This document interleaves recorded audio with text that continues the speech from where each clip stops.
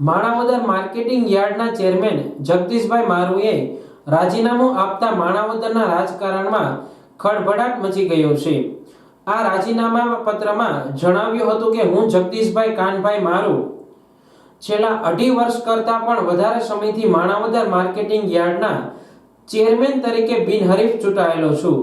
માણાવદર વિધાનસભા મત વિસ્તારના ધારાસભ્ય અરવિંદભાઈ લાડાણીએ માણાવદર માર્કેટિંગ યાર્ડમાં અગાઉ યાર્ડની સ્થાપનાથી થયેલ ભ્રષ્ટાચાર માટે જે તપાસ માંગેલ છે તેને કારણે તેમજ વર્તમાનમાં યાર્ડના કર્મચારીઓના પગાર અંદાજે 1 વર્ષથી બાકી છે અને યાર્ડમાં ખેડૂતોની સવલત અને જરૂરિયાતો યાર્ડ દ્વારા પૂરી થઈ શકતી નથી તેમજ યાર્ડને લગતા અનેક પ્રશ્નોનો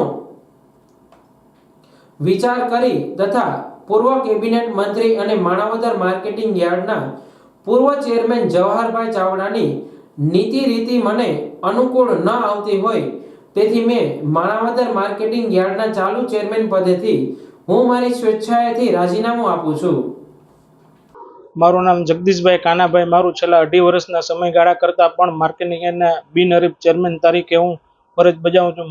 માણાવદર મત વિસ્તારના ધારાસભ્ય અરવિંદભાઈ લાડાણી મારફત જે તપાસ ભ્રષ્ટાચારની છે તેમના વર્તમાન યાર્ડના કર્મચારીઓને ઘણા 1 વર્ષથી આ પગાર નથી થતો અને ખેડૂતોને સવલત આપી નથી શકતા બરોબર। પૂર્ણ કેબિનેટ મંત્રી અને પૂર્ણ યાર્ડના ચેરમેન જવાહરભાઈ ચાવડા નીતિ અનુકૂળતા ન આવતા હું મારા યાર્ડના ચેરમેન પદથી રાજીનામું આપું છું।